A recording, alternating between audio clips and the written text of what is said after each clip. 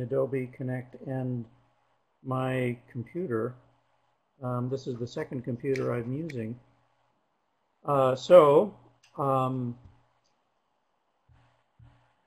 Thank you for joining me. This is a seminar on how to encourage volunteers, and I will try to move along as quickly as I can, knowing that we are delayed, but I want to also try to pause for your questions.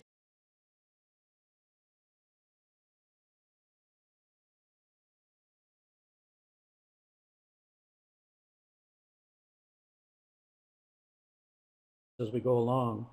I will plan to pause occasionally so that you can intentionally indicate your questions and we can go on.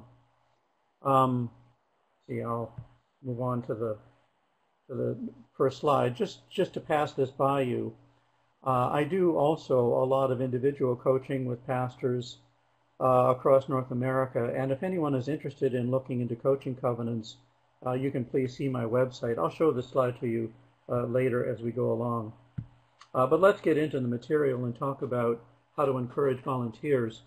Much of what I'm going to say and is on the visual is in the handout that I hope that you have downloaded. And I will dwell on certain things longer and shorter and hopefully respond to your questions as we go along. Just to begin, volunteer encouragement, volunteer empowerment is probably one of the most fragile and delicate of ministries in any nonprofit or church organization.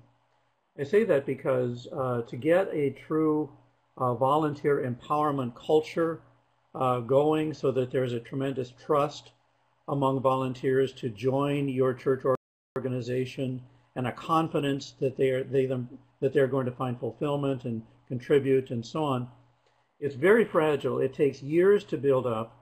And unfortunately, it can take only weeks to tear down. It takes a long time, so you're not going to necessarily improve volunteer empowerment overnight. It may well take you a year, 2 years, 3 years of intentional and repetitive work. And then you begin to build a culture of respect around volunteerism, and then indeed more and more people not only volunteer, but you'll sustain volunteerism, and you'll have fewer dropouts, fewer burnouts, and so on. So this is a critical ministry, but a very delicate one. It's important to know why people volunteer in the first place. How do you inspire volunteer spirit? And one of the first things I want to say is you do not inspire volunteerism by sign-up sheets. The old strategy of announcing something in church and putting a sign-up sheet on the wall of the sanctuary in the back or in the fellowship hall only worked in a context of Christendom and modernity when people were motivated by a strong sense of duty. But most people are now motivated by a sense or a desire for personal fulfillment, and therefore they need a personal invitation. Most organizations are successful in encouraging volunteers because they have people who personally invite over coffee during refreshments, over the phone, over a meal. Somehow there's eye contact and a personal conversation, and someone is personally invited into a volunteer ministry. And I'll say more about what you say in that invitation, because you want to tell them that you think they have the gifts and the skills and the attitude and so on to be a volunteer effectively. But it takes that personal invitation. They're going to respond to three things when you invite them to volunteer. Number one thing that you need to say to them is that they have an opportunity to participate in a bold vision. And church survival, keeping the doors open and so on, those are not bold visions. A bold vision is an opportunity that they can participate in a vision to bless other people, to align themselves with God's mission to redeem the world, so to speak, or that they can be a blessing to that lifestyle segment or to that lifestyle segment, but they want to align themselves with a bold vision. Second, they are there for personal fulfillment. There's a more of a desire to fulfill oneself and to do one's duty among today's lifestyle segments. So they need to know as they volunteer that they are going to benefit with deeper friendships and personal growth. Sometimes that means that you'll assure them that they will have educational, coaching, continuing education opportunities, that they will learn more about themselves, their spiritual gifts, their enneagrams, their personalities, and so on, and that they are going to build more deeper friendships. Many people volunteer today because they're looking to build intimate relationships outside of their current circle of friendships. And then thirdly, you're going to motivate a volunteer if you can tell them that they're going to make a real difference, that they're going to see practical, positive change either individually or socially in the community. If you can communicate those three things and they believe those three things, then they are most likely to volunteer. This is my habit during the seminar. We'll pause now and see if there are some questions that you want to raise about these points. This allows me to get a sip of my coffee, or some of you have recommended that I have less caffeine than more caffeine, but I'm afraid it's more caffeine. If you have any questions for clarification yet, a desire for additional information, or some questions about adapting this to your context, I'll wait a few seconds and then go on.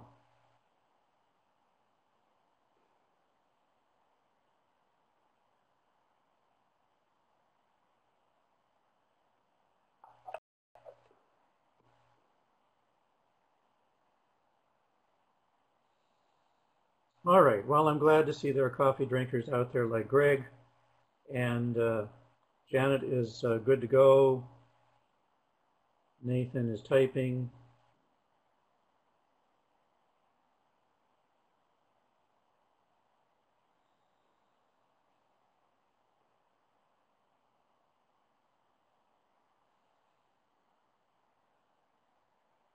Thanks, Nathan. It's helpful to know your perspective with church music programs like the choir. And I'll just offer that gaining volunteers in a music program, these three issues are even more important probably in music than in many other organizations. Sunday school, for example, Christian education, many educators are still motivated by a strong sense of duty. So if you invite people to come and volunteer in the Sunday school, they may all say, yes, if you need me, I'll do it. But in music particularly, like a choir, bell choir, especially a non-traditional band, most of those musicians are in it for these other three things. They want to participate in the big vision of how music may inspire or heal or bless or educate or coach or motivate or whatever, and they want to participate in something that's going to give them personal benefits. So your ongoing music lessons, your training, the mentoring that happens in the context of a band or a choir is extremely crucial, especially as you are dealing with people under the age of about 55. I'm going to carry on. Talk about sustaining volunteer commitment. This is the beginning of several comments I want to make about how you avoid volunteer burnout. So I'll go quickly through these. Number one, volunteers only work for leaders whose lifestyles they respect. And I find it astonishing how often this is ignored in churches. Because credibility for leadership today in churches does not depend on your ordination or on your degree or on your intellect. It really depends on your lifestyle. I've seen more pastors and church leaders, musicians also, choir directors, lose volunteers by the unrehearsed words and spontaneous deeds that cause them to doubt their spiritual authenticity or their moral integrity, an off-color joke, a rude remark, something that you might say spontaneously when you don't realize that your audio is on and you're mute. This was on my mind a few moments ago. It can always cause disrespect among volunteers and cause them to drop out or burn out. Second, volunteers hate waste.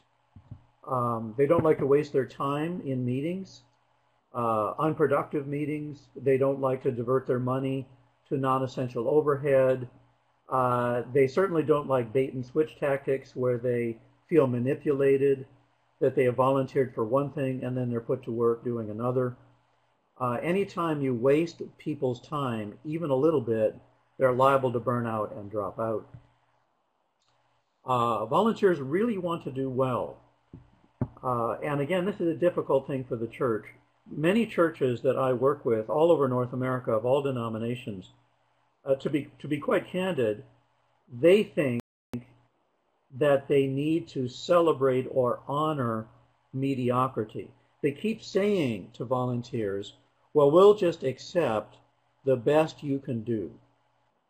But when you do that for one volunteer in order to encourage their mediocrity, you actually drive away many, many more volunteers, because most volunteers do not want to tolerate or work with mediocre people or people who do not want to grow and learn and excel. Volunteers want to do well. So the more you provide training and insist on a higher degree of excellence, the more you will draw more volunteers into the mix. Now this may lead to you firing a volunteer, and we'll talk about that in a little while. Volunteers expect to share the load equally with the team. My rule of thumb has always been to deploy volunteers in a team of 2 or more. Never deploy a volunteer alone. There's no relationship, there's no feedback, there's no intimacy, there's no dialogue. It can be boring, it can be burdensome, and you're going to burn them out. It is better to leave a job undone than to deploy a lonely volunteer. And then finally, volunteers do love to party, so you provide consistent updates, progress reports, but celebrate, even for no reason at all. Celebrate success, celebrate with extravagant generosity. If you're inviting them to a barbecue at your home to celebrate their volunteerism, well, don't just put on hot dogs, put on steak. Party well and honor them with your generosity toward them. I'll go on a little bit and talk about why volunteers often quit. Bad habits create a reputation that cause a lack of volunteers. They do not like to be abused, needlessly or unconstructively criticized, or taken for granted. If you never offer them any coaching or training or skills development, they are liable to quit. If you are unkind to them, or they do not find friendship or are received generously, they're likely to quit. And probably the one I want to stress on most here is if in any way, in the context of your whole church, they become disillusioned, or they feel betrayed, or that you have broken confidentiality, so that they have been gossiped about, or they have been denigrated behind the scenes, especially if there's been some member or staff member who has been allowed to abuse or criticize them. We call such people controllers. But if they have been denigrated behind their back by anybody, they are very likely to quit. And so you are prepared to intervene whenever your volunteers are being taken advantage of or abused. You never allow them to either verbally or physically be denigrated. What is unique about Christian volunteers, and I won't dwell on this too much, one of the things that's unique about Christian volunteers in particular is that they do want to be held accountable to Christian values. Those churches which are very clear about their positive core values that are demonstrated consistently and constantly in all aspects of church life and daily living. Volunteers love to live in to a culture of accountability for Christian values. If you are in a church where your core values are unclear or unexpressed, then it is very difficult to recruit volunteers into that context of the church. Some of you may have been with churches that have a lot of technology, for example. And before church, even during the announcements, you'll see on video or streaming electronics, the words of the core values go by them. They could be the words of the fruits of the Spirit or from Galatians or something like that. But they need to know that they live in that context and will be held to that standard of accountability. Volunteers who are Christian want to live and work in a context of clarity about basic beliefs. Now, they don't want dogmatism and they don't want judgmentalism, but they do want clarity. One of the problems with United Churches today, and with many, to be honest, liberal churches, Presbyterian, Episcopalian, Anglican, and others, is that they tend to live in a fog about what I call bedrock faith convictions. These are the faith convictions that we expect our members to turn to for strength in times of trouble. And when you live in a fog, it is very hard to recruit and sustain Christian volunteers because they want the integrity of living up to their faith. They desire to live like Jesus, walk like Jesus. And they need the pastor and others to be role models in how to live like Jesus, walk like Jesus. Questions? Anything to clarify? Additional information? How to adapt this to your context? This allows me to have more coffee.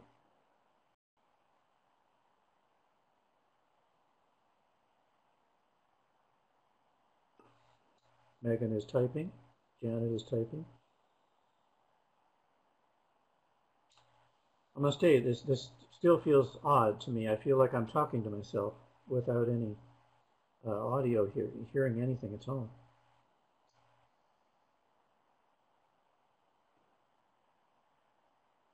Yes, Megan, I do suggest a congregation begin making core values more evident.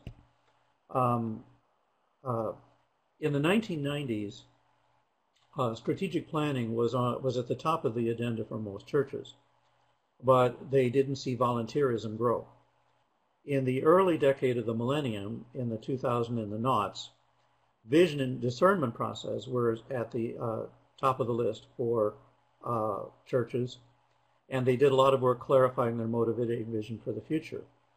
And yet still, volunteerism did not grow.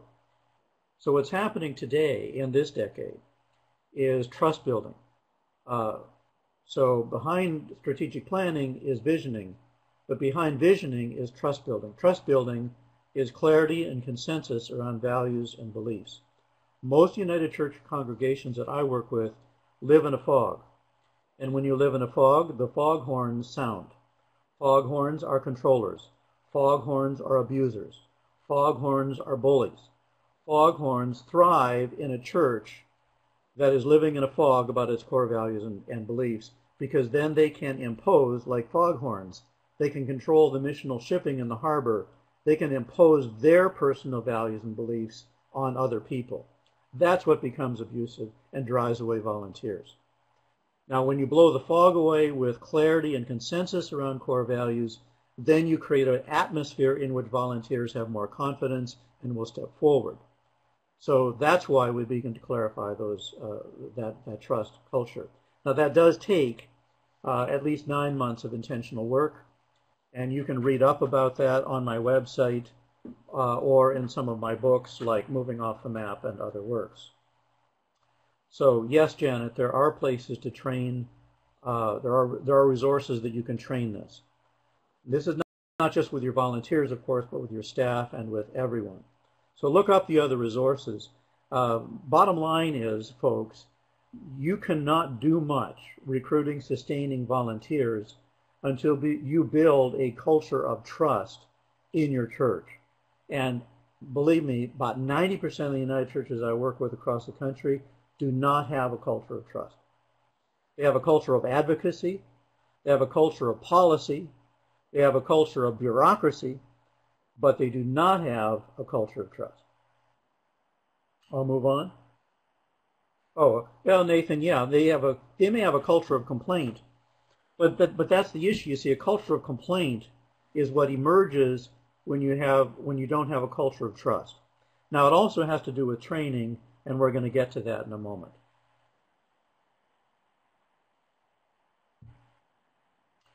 So let's talk about training of volunteers. For those of you who have this handout, I'm on page 2 now. This is one of the most important things I want to teach, and it's not just about volunteers but around staff. Every team leader, and that's you, for example. Is it Greg who's the choir leader? Was that your name? For example, you recruiting people into a band or a choir, you're a team leader. Every team leader has responsibility and authority to acquire, train, evaluate, and dismiss volunteers based on the same 4 principles. So when you invite someone into a volunteer team, when you train them in a volunteer team, when you evaluate them in a volunteer team, and if necessary, if you have to fire them from a volunteer team, you use the same 4 things. Number 1 is mission attitude. There may be a bit of delay here on, I'm going to get all the words up. There we go. A mission attitude is the passion of the leader to share the gospel with the world in need, wholehearted alignment of a leader's life and lifestyle with God's purpose of redemption. A mission attitude in contrast to what most churches have, which is an attitude of membership privilege. Churches, if they want to recruit volunteers, you train, evaluate them, and eventually, if necessary, dismiss them. One, they have a mission attitude. You want a volunteer to be all about the other person, not about themselves. Too many churches recruit volunteers as a vehicle for their own, you might say, therapy. Give them something to do or something like that. But you want a volunteer whose attitude is, with my first breath and last penny, it'll be God's mission, not me. It's not my privileges, my choices, my aesthetic preferences, and so on. It's my desire to be with God, to bless the other person. That's the attitude you want to have in your volunteerism in your team. Second is high integrity. Let me try to get all the pictures up there. You acquire a volunteer and train and evaluate them for high integrity. So suppose you're talking with somebody over coffee and you invite them to volunteer into the choir or the music program.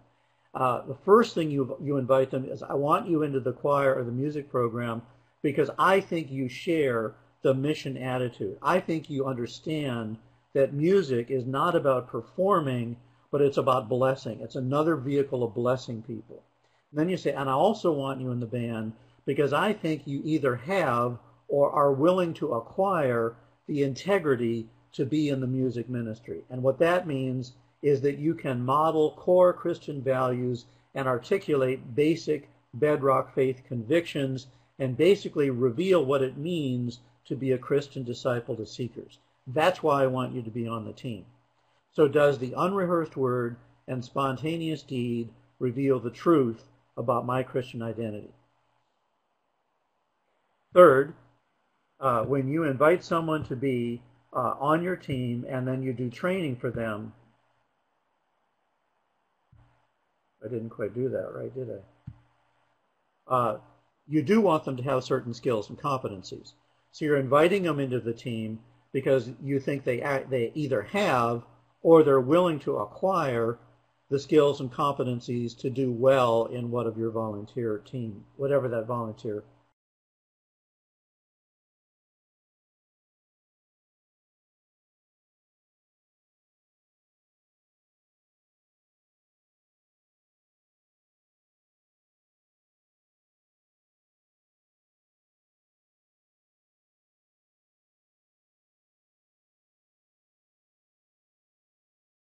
team is. And of course, that's the easiest thing to evaluate and to train, and it's harder to train the other things as you go along. And then the last key is teamwork. They need to have the attitude that they're in it for the good of the team, not just their personal convenience. And this is that ability of a person to work respectfully, cooperatively, empowering others with patience and wisdom, and so on. So these are the 4 keys to acquiring, training, evaluating, and eventually perhaps dismissing volunteers. Use the same 4 things. So if you could think of your training manual, your basic training manual, in a sense, divided into 4 categories. I want to do training around the mission attitude. What's the vision of the church? What's the mission of the church? What's the biblical purpose of multiplying disciples? Who are we trying to bless? What are the lifestyle segments for whom our heart bursts? These are the things you train for volunteers. That's mission attitude. Then you train the high integrity. This is how we behave as Christians. This is what we articulate as Christians. This is the level of integrity we demand in our lifestyle. Then, of course, you train the competencies and the skills, and then you also train the teamwork. This is how we work cooperatively. This is how we be generous with each other, and so on. Because in basic training, and this may just be a day apart, it may be a series of evenings or whatever, you want every volunteer to be confident in themselves and in the integrity of the organization or the team with which they're working. So as a rule of thumb, and you can draw me out and say more about these, I hope they're self-explanatory. My basic training manual, I want to talk about how to be Christ-centered. I want to talk about the measurable outcomes by which we'll define success in our team. I want to teach people how to be sensitive to others, strangers to grace. I want to teach the useful skills. I want to inculcate certain spiritual habits of discipleship. And I'll ingrain methods of self-evaluation as we go along. That's the basic training manual. And then after the basic training, which could be a day apart or a few evenings, could be retreat, then I will do ongoing training or coaching. And I will set up intentional appointments with each of my volunteers. And Greg, if that's you who leads the choir, I'll pick on you as an example. If you're a choir leader or a band leader, you will set up individual appointments, each month, you might say, have coffee, sit down individually with each one of your volunteers.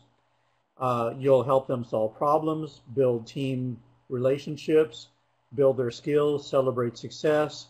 But you want to offer them kind of 24/7 availability to comfort them in their stress, maybe to intervene, to help them if they're being bullied by someone, to deepen their confidentiality, to deepen their prayer life.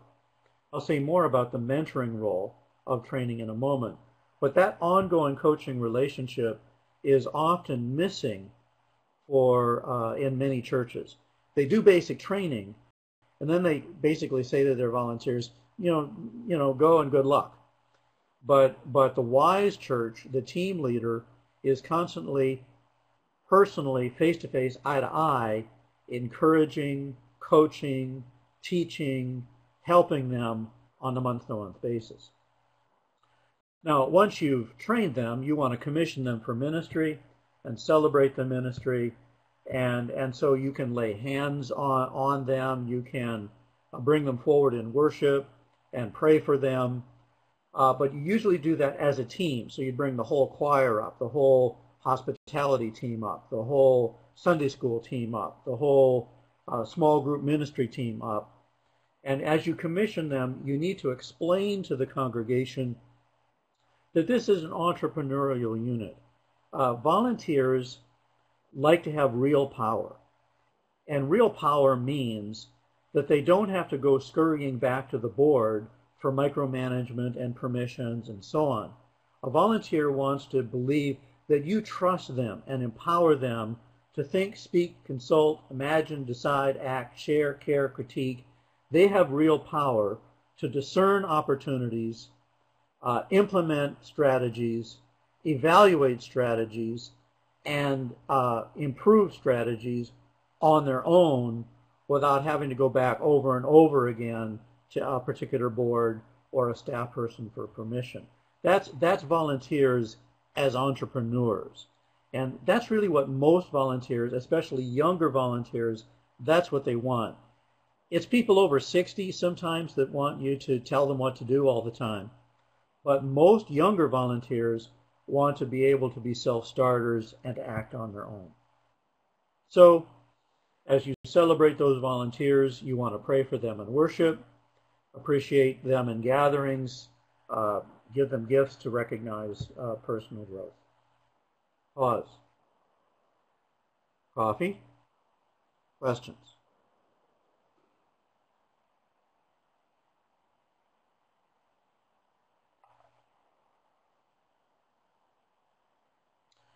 Nathan, I think you're getting this. You see this. The team of volunteers, you're bringing new volunteers with the criteria, but you may already have volunteers in place. So how do you?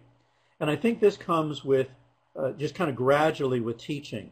I would encourage you to include your current volunteers with the training of your new volunteers, and then follow through coaching on a month-to-month, or maybe it's a quarterly training or coaching regimen, all of them together to get them on the same page. Here's a brief warning, Nathan.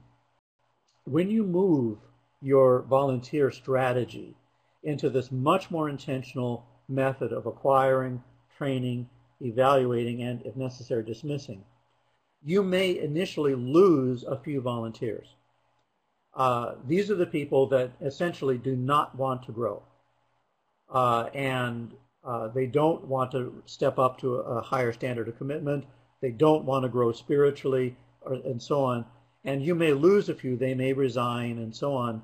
And my advice to you is, well, let them go. And you can do that kindly and gently, but you will let them go.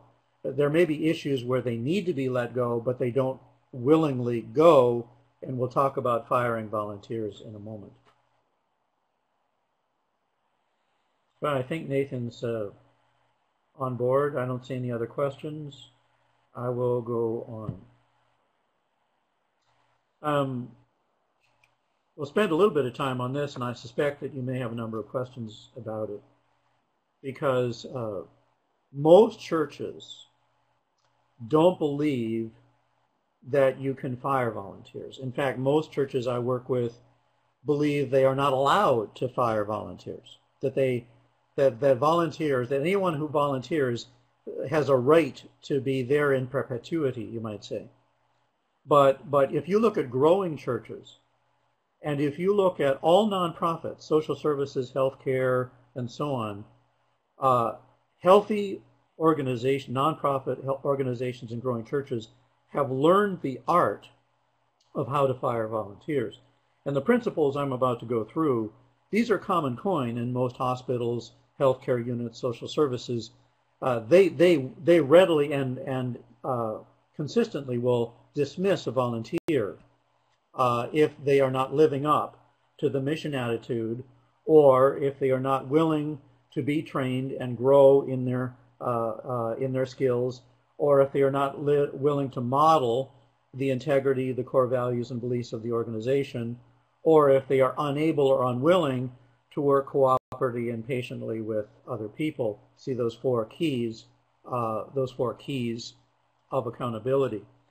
And so most healthy organizations have learned the art of firing volunteers.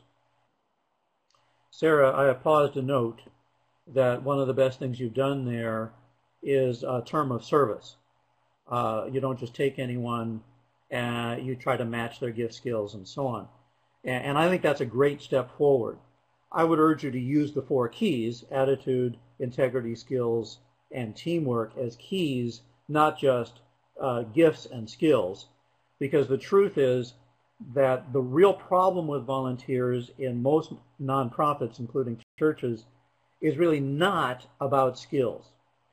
Most volunteers need the coaching and sometimes are dismissed, not because of skills, but because they don't have the mission attitude, or they're unwilling to acquire the mission attitude, or they don't role model the integrity and are unwilling to do so, or they don't behave as a team, a player, and are unwilling to do so. So in most nonprofit organizations, if a volunteer is dismissed, it's really not about skills. It's about the other three things. And when you dismiss a volunteer, it could be one or more of those four keys. And I'll say more about how you evaluate that in a moment as we go along. The basic principle, though, that I'd like to try to reinforce in your minds is that one of the reasons you fail to multiply volunteers is that you have been unable to fire volunteers. And what that means is that you have allowed incompetent, unaligned, low integrity, or bad team player volunteers to carry on, and they have driven away by their unwillingness to learn or their bullying attitudes other volunteers. So really, if you want to multiply volunteers, you have to be willing to fire volunteers. And that's really why many United Churches I work with can't recruit more volunteers. Here we are in a culture of volunteerism. People are volunteering in all kinds of nonprofits, but we can't do it. Why can't we do it? And the reason is because we have the wrong people already in place in volunteers. And they're driving other people away by their attitudes and by their behavior. I'll carry on. Well, here's the context. I alluded to this earlier among volunteers. Unless you have already established a context, which I call as a foundation of trust, which is clarity and consensus around the DNA of a church, core values, bedrock beliefs, motivating vision, strategic mission. That's DNA. Unless you are real clear about that foundation of trust and your vision and your outcomes, it is very difficult to dismiss anybody. And indeed, it's very difficult to fire staff as well. So that's the context that you need to build. Then you begin to evaluate, and that needs to be everyone consistently year by year. So to create a culture of accountability, it's not just the band that will evaluate their volunteers, but it's the hospitality team, the Sunday school, the staff. Literally everyone is evaluated routinely through the year. And that can be done a variety of different ways, but this is consistent across the board. So if you need to dismiss someone out of any team, they cannot say that they've been singled out. This has been common practice. And when a volunteer joins a team, they understand that this is how we operate in this organization. And as you evaluate people, and you evaluate them on the four keys, attitude, integrity, skills, and competency, the team leader keeps records. These are confidential, and it is a kind of a log. It's very informal. But as you do basic training and then month to month you continue to coach people, you will keep records. I've often encouraged a practice of, say, an annual evaluation of a volunteer team on a scale of 1 to 10. There are different ways to do it. For example, Greg might have his choir. I'll continue to pick on him until he sends me an email to stop picking on him.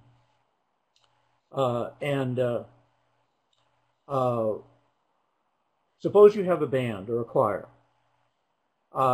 Once a year, and it could be more, but usually once a year, you will sit down with the group and have an evaluation.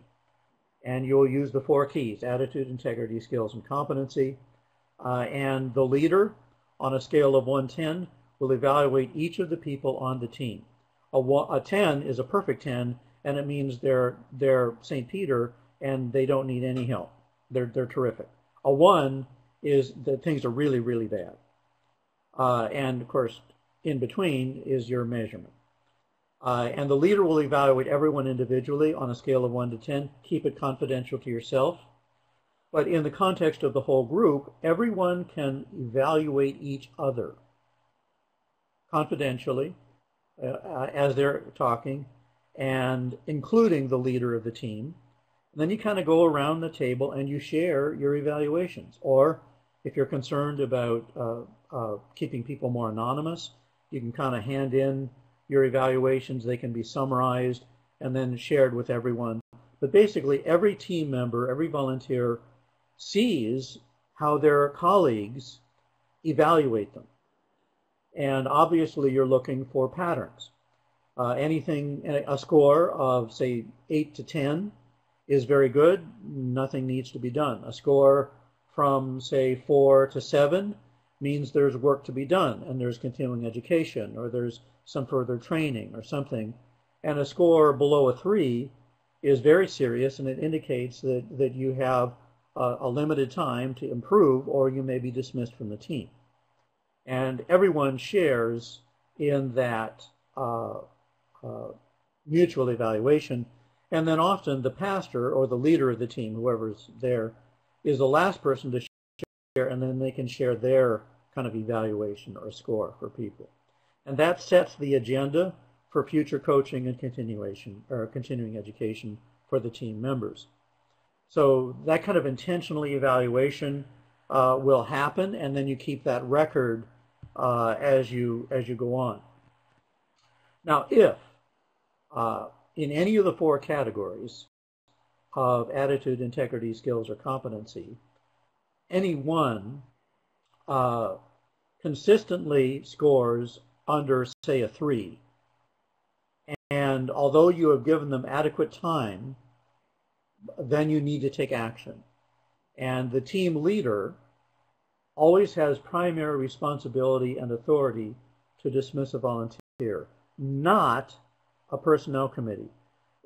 For example, the band leader, the choir leader, if he or she needs to dismiss a volunteer, they do it themselves. It's their responsibility. They have the authority, and they cannot go running to the pastor asking that pastor to do it. And definitely, you do not go to a personnel committee. This is not their role. Now, if you do that, you identify the issue, and you would sit down with that person and identify it's about attitude, or it's about integrity, or it's about skills, or it's about teamwork, and you will share with them that they have consistently been at the lower evaluation scale. And in good personnel practice, you always give the volunteer an opportunity to change, and you offer them counseling or training or coaching or other kind of support, but you give them an opportunity to change in a reasonable time frame. Usually I see 3 months. You give them 3 months to change, to reshape their attitude, or to raise their behavior to a standard of integrity, or to learn some new skills, or to behave in a better team working fashion. And if after 3 months they cannot or will not make the change sufficient to get over, say, a score of 3, then you can offer them options for the future. And that may be to go over to some other team or to do other kinds of counseling or mentoring, but it is not to be continued on that team. And then you can dismiss them from the team. Now, if you do that in a culture of trust, core values, beliefs, a vision and mission, if you do that consistently across the board with all the volunteers in the church, if you follow that kind of action plan with that kind of evaluation strategy, you can dismiss a volunteer, and it will not split the church, and there will not be a lawsuit. There may be some hurt feelings. Sometimes that's inevitable, but everyone will settle down. They'll understand the integrity of the process, and you move forward. Questions?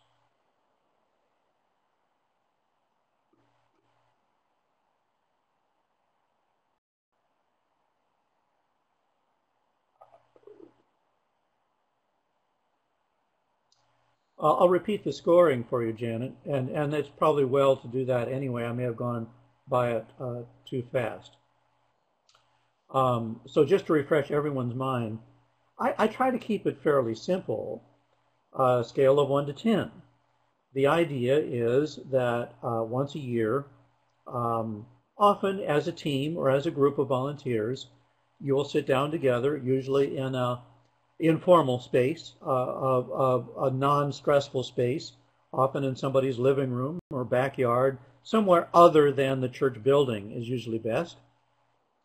And together you will review the 4 keys of accountability: attitude, integrity, skills, and teamwork.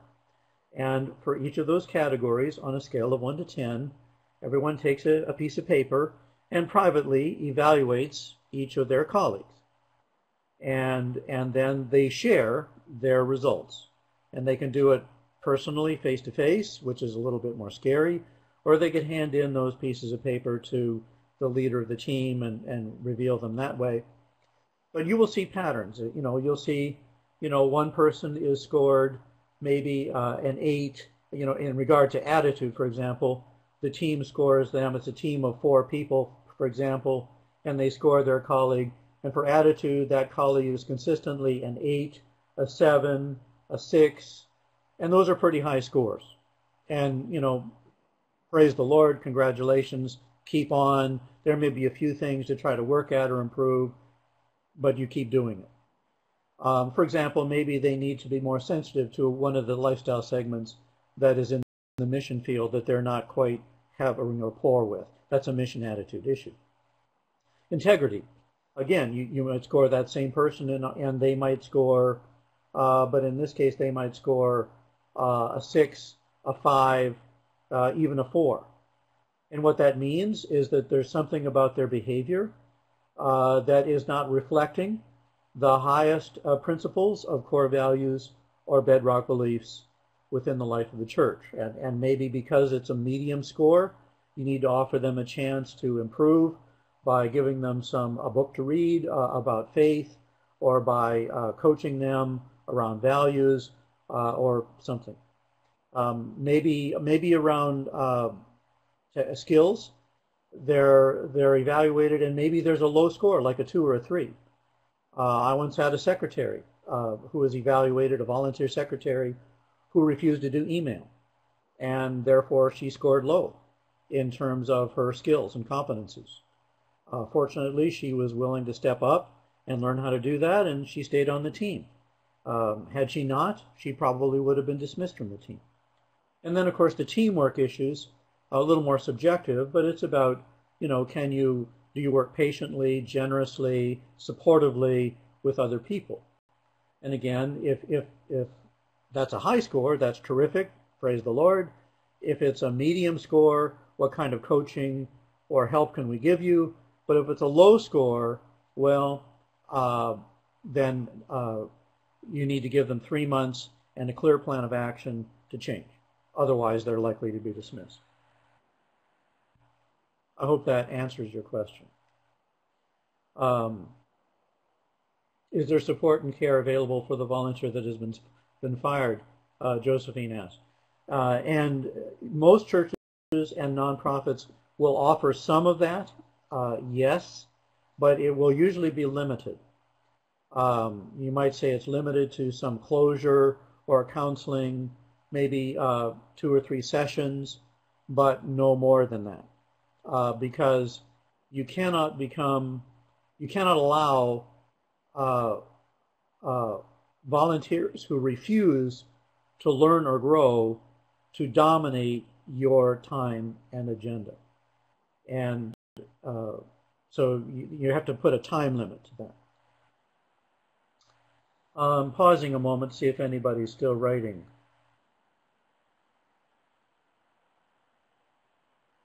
Ministers in two dual roles, a team leader, but also a participant. Sarah, to me it works either way. The pastor, the minister, may be the leader of a team and lead that process with their team, or they may be a participant in a team, perhaps a team of Stephen ministers or caregivers, and they will participate in the evaluation process that way.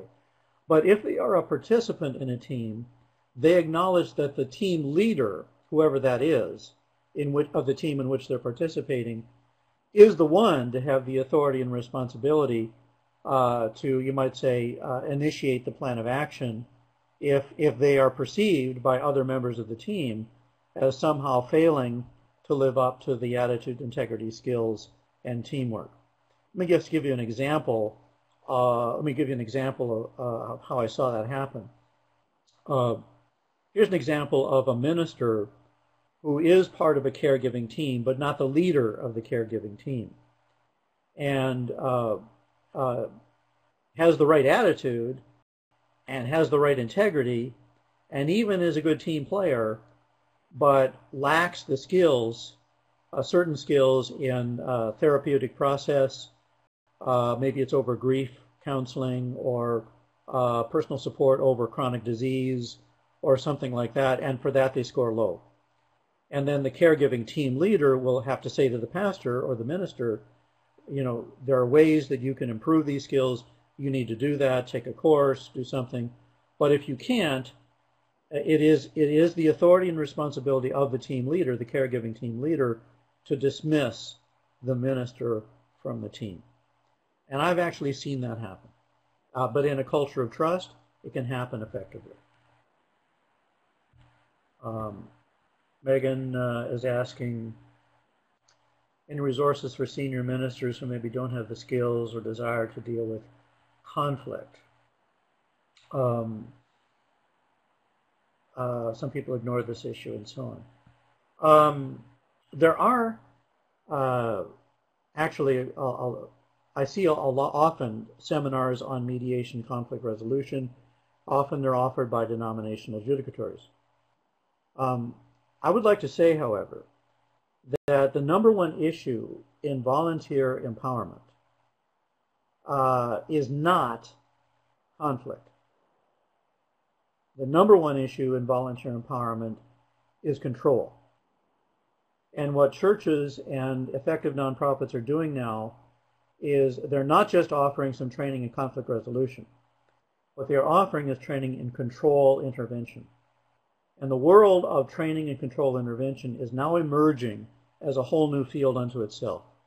Because the real issue around volunteerism and volunteer empowerment is not really because there's conflict between volunteers or staff and volunteers or members and volunteers or whatever. The real driving issue today is that there are bullies or there are controllers or there are people who are trying to dominate or impose their personal values and belief systems on volunteers, and doing that in maybe a judgmental way or a manipulative way or even an abusive way. And so the training now is for the team leader to have the skills to do control intervention. And that's different than conflict or mediation. And maybe I'll say not much more than that unless people ask me to go on. That's a kind of a different tangent. But there are resources for conflict resolution and mediation, and there are emerging resources for control intervention. One of them is my book called Coaching Change, and I do a lot of coaching around that. We'll refer to that a little later in our seminar if I get there. I'm now at 1:12 after, and we started about a little late, and I'm kind of assuming I'll maybe go a little over in order to compensate for time. But I should probably move along. Does that sound good? Okay.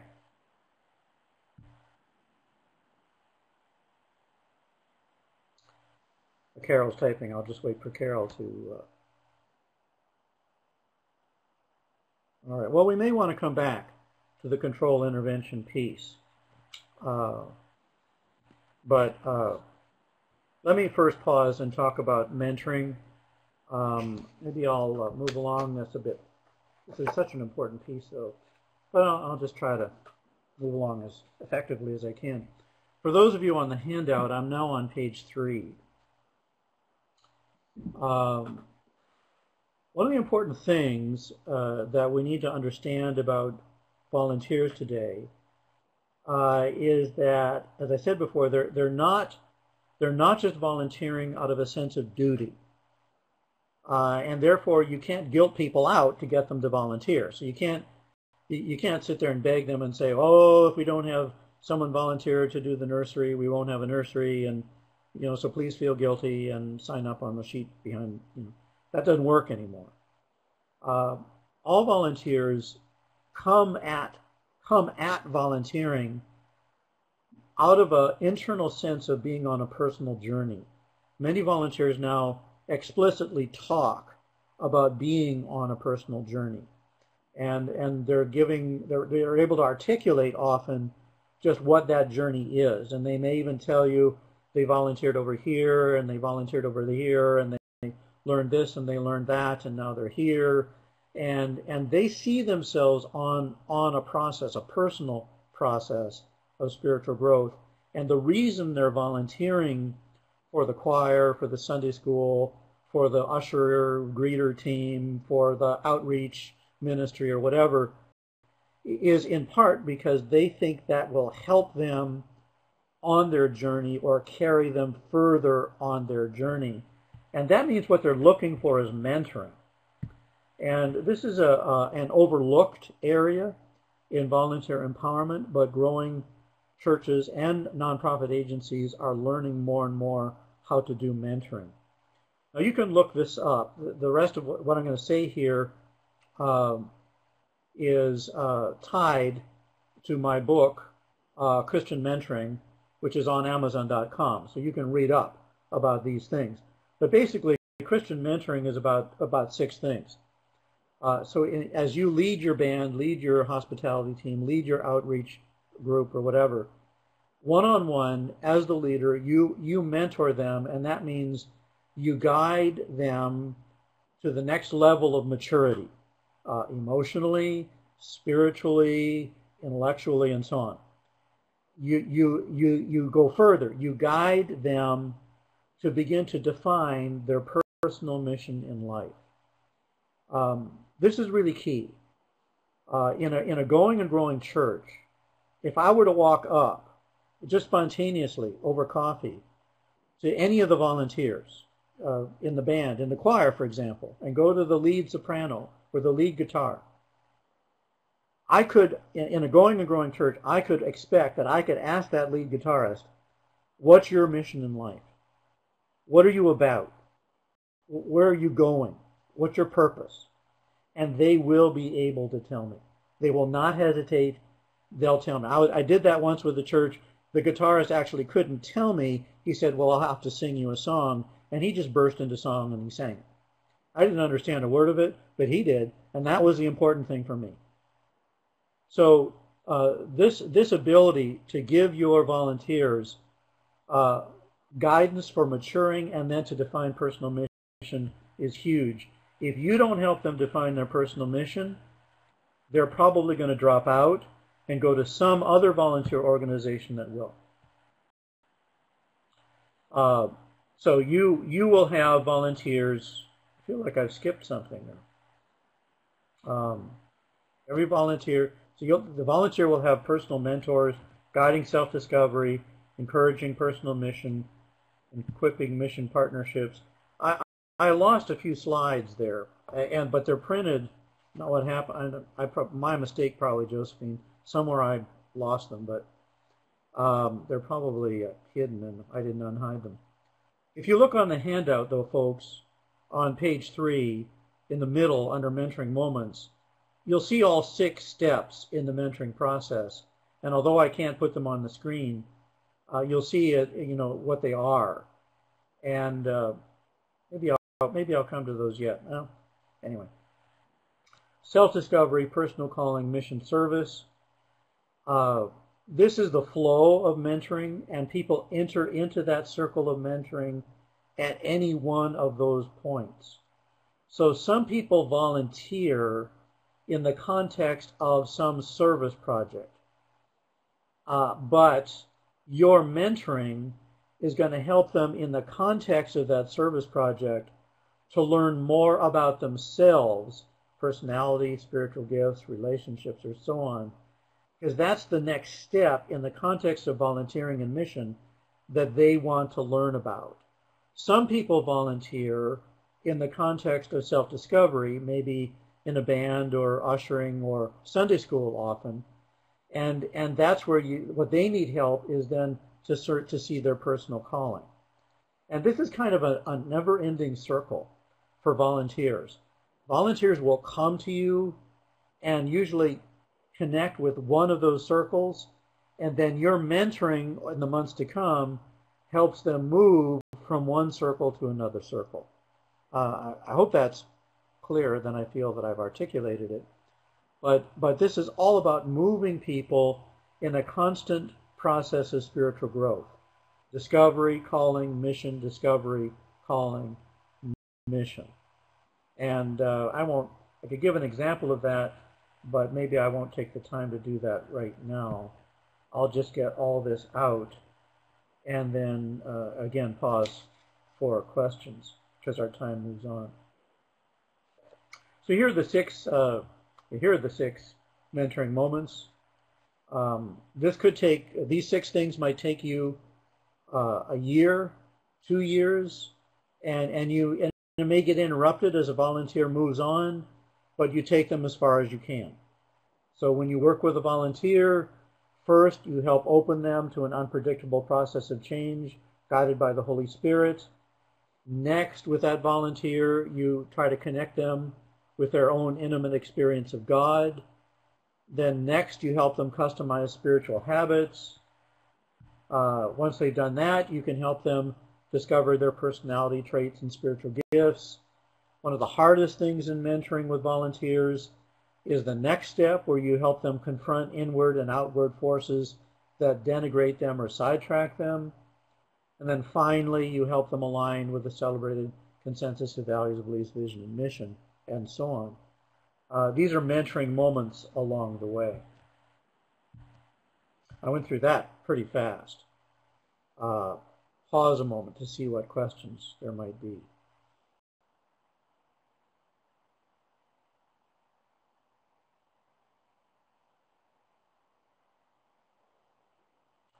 Nathan wants me to move along, and I don't see anyone saying anything to the contrary. Let me just add, before I go, just to emphasize that this issue of mentoring is growing in importance in volunteerism. I think this is the growing edge of volunteerism today, because more and more volunteers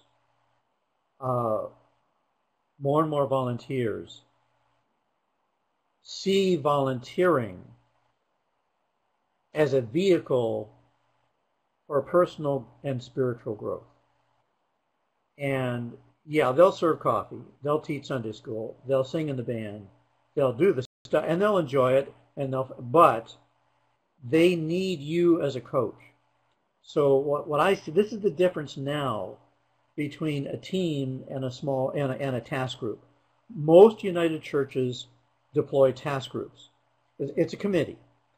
And so the task group sets people out doing a job, but it doesn't really grow people up or take them deeper. And so they lose their volunteers. And if you're a pastor, you need to mentor the mentors. So you spend time mentoring your band leader, your hospitality leader, your Sunday school leader, and so on, not just to do a task, but you mentor them to go deep in their spiritual habits, in their personality, in their relationships, and so on. And that trains them to lead others to go deep. And it's that going deeper component which is driving more and more of the volunteerism today. That's the reputation you want as a church. You want volunteers in the buzz of their conversation to say, oh, go to that church and volunteer, because you'll not only do a good job, and they'll train you to do good work, and you'll be helpful, but they will lead you to go deeper and deeper into your spiritual journey. That's what really drives them finally to volunteer with your church rather than somebody else's church. I'll move on then. to talk about deploying volunteers, talk a little about what a true team looks like. As I said before, volunteer teams today are entrepreneurial units, and they have real power without having to ask permission or write reports to discern opportunities, design strategies, implement tactics, and evaluate results. So they're not a task group, they're an entrepreneurial team. This is a rule of thumb, these principles, kind of a rule of thumb that I always use, but you can imagine that it is often broken as a rule of thumb. And that is that a volunteer can only really effectively be part of two teams.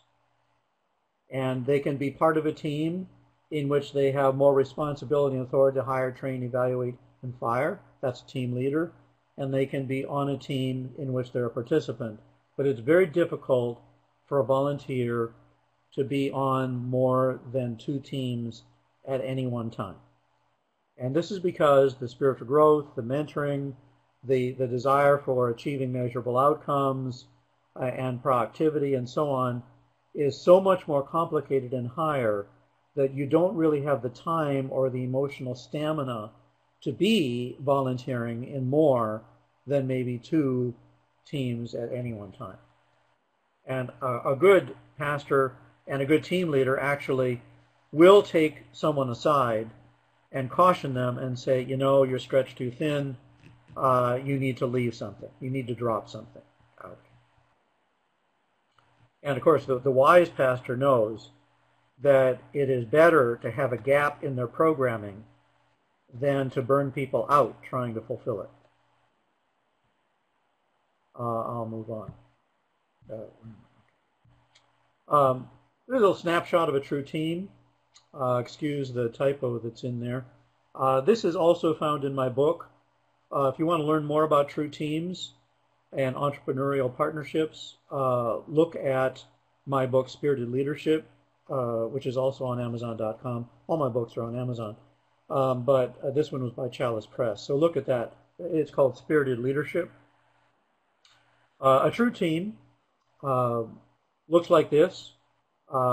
And the team leader is someone who demonstrates the mission attitude, who demonstrates a great work ethic, who is very adaptable and flexible, who's very persistent, and probably most importantly, a true team leader has high self-esteem, because the true team leader has got to help the team of volunteers to intentionally fail so that they can learn from their mistakes and try again.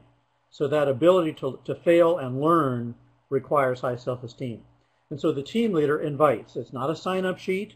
You invite people personally, face-to-face, individually, to come on the team, to volunteer for whatever it is, the band, the hospitality, whatever.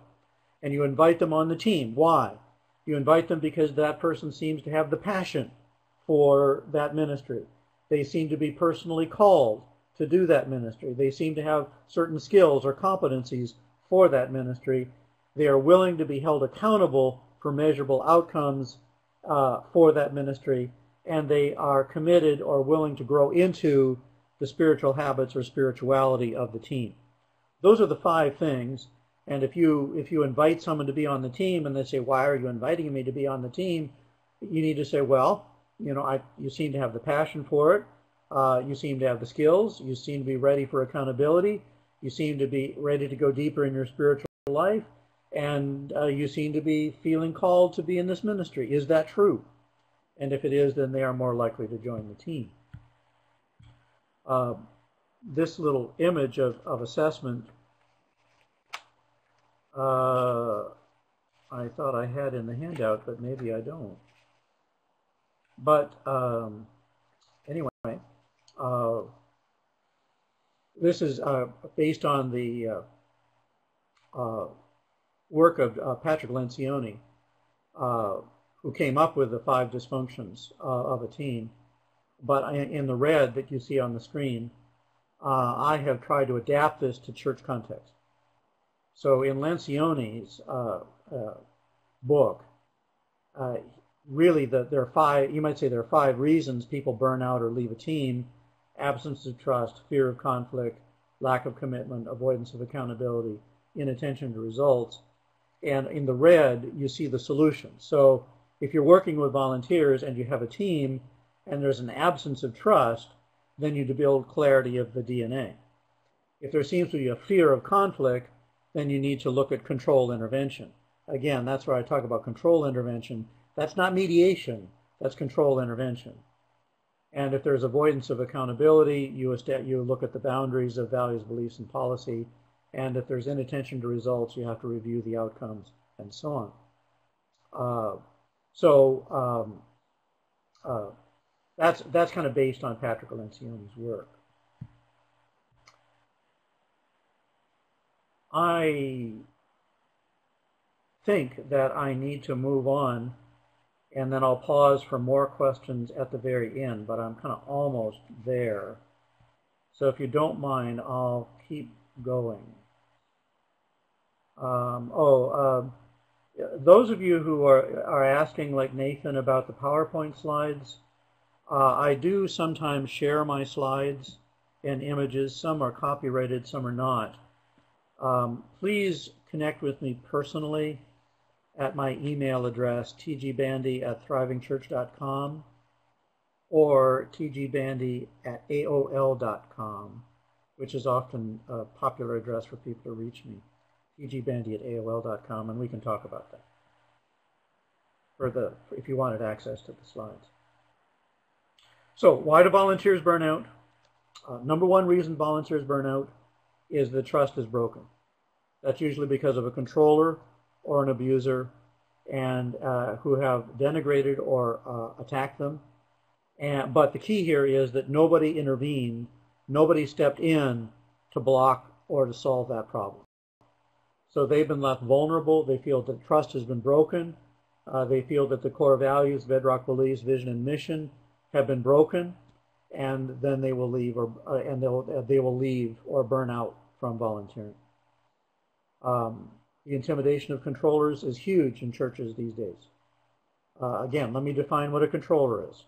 A controller is an intimidating personality in the church who wants to impose their personal aesthetic tastes or mission agendas or political preferences or ideologies or lifestyle as the norm for the church.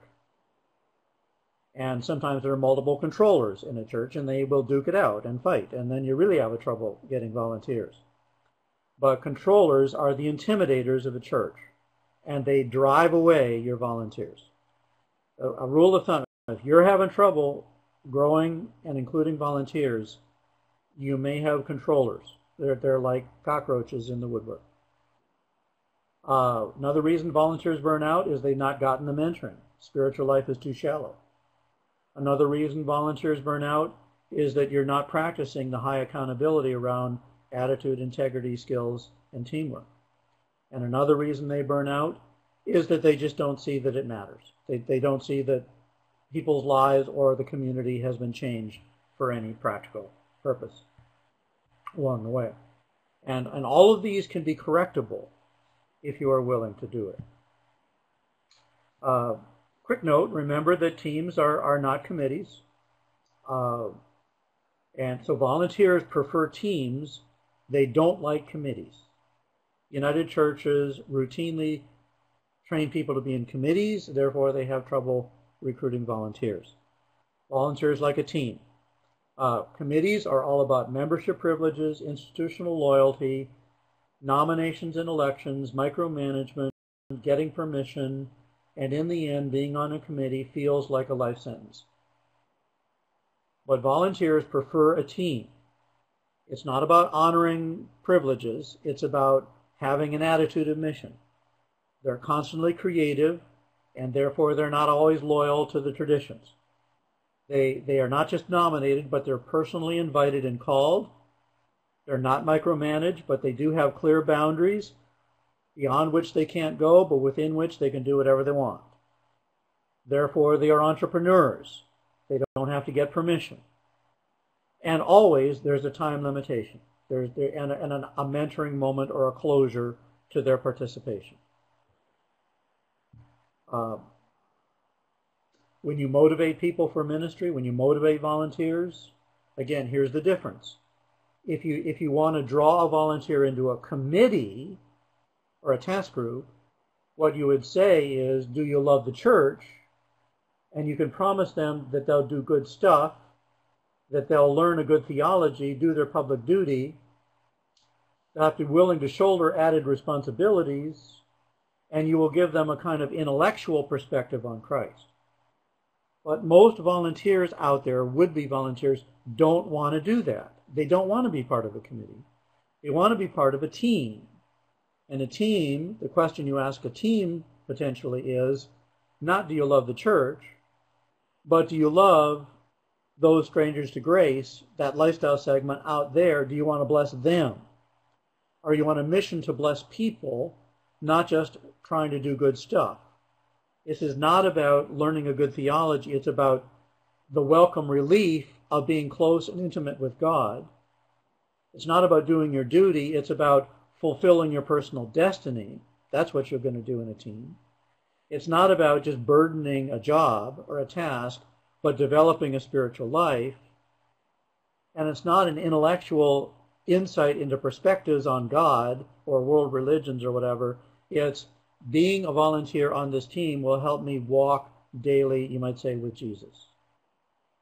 Again, very different motivations today than even 30 years ago for volunteers who are looking for a church in which to serve. So I've already kind of covered some of that, but you see why volunteers burn out, primarily by corporate addiction, not by fatigue. And finally, thanking them. Always thank your volunteers. Do lots of gatherings, lots of parties. You always thank them at annual meetings. And whenever you do basic training, you're thankful. Always thank them in worship. Many growing churches, every Sunday, every single Sunday, there's one team out of the volunteer pool who are singled out to stand up, receive prayers, and be thanked. Every single Sunday. Of course, there's always personal, eye-to-eye, verbal affirmations. There's always the social networking, could be text, email, phone, Facebook, and so on. And more growing churches today just simply give an annual gift to all of their volunteers, and it's a nice gift. It's a gift coupon to the best restaurant in town, not McDonald's. It's for $50, not for $2, that kind of thing.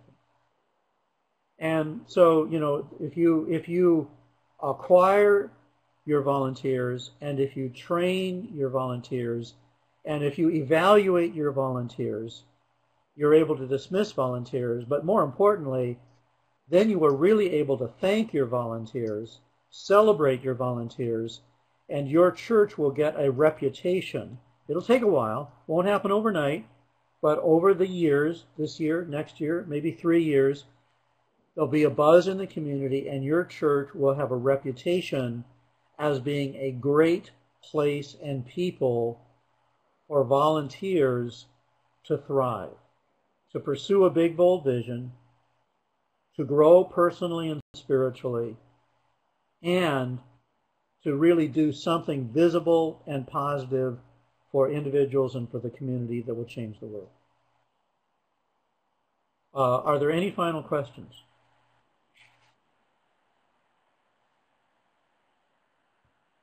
Before we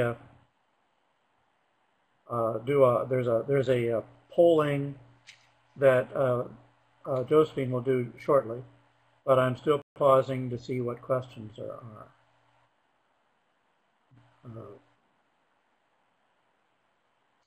are. Megan notices that in your church, a while back, they transformed a committee into a team, a Christian development committee into a team. Be cautious about that. Have a good look at that. I often see that for too many churches, that's a name change only. I would take that slide of mine, the contrasted committees and teams, share that with the pastor, with the Christian development team leader, and kind of reality test that. Is it really true that this is not a committee but a team? And knowing a little bit of Islington, it may well be true But as a caution for everybody out there, you want to reality test that. Thank you for looking forward to reading my books. I'm always glad for people to buy my books. This allows me to plug my newest book that came out last August. Is called See, Know, and Serve by Abingdon. It's on Amazon.com. See, Know, and Serve is about demographic applications for ministry. And my new book, which will be released in August, this coming August, is called Worship Ways, specifically about the 7 different kinds of mission-targeted worship emerging in North America today and how to do it. If you're looking to add worship services or morph existing worship services, that'll be a great book for you. Nathan, celebrating volunteers is expensive. How do we encourage extravagant generosity in a church with financial woes, real or psychological?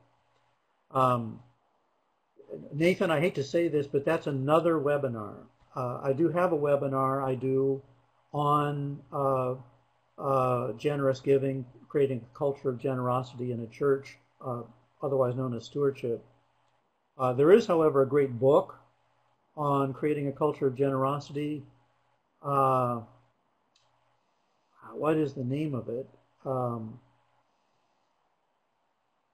If you send me an email, I'll try to remember the name of it and give it to you. We'll talk about that, signing Well, up. Thank you very much, Tom, and I can certainly understand the incredible difficulty speaking and starting a webinar into silence and not being able to hear other voices. So it's with great gratitude that we appreciate your persistence through those opening difficulties. As Tom mentioned, I will give him one more opportunity to say goodbye, and I'm trying to experiment with the webcam images here to make that clear, since he can't hear me.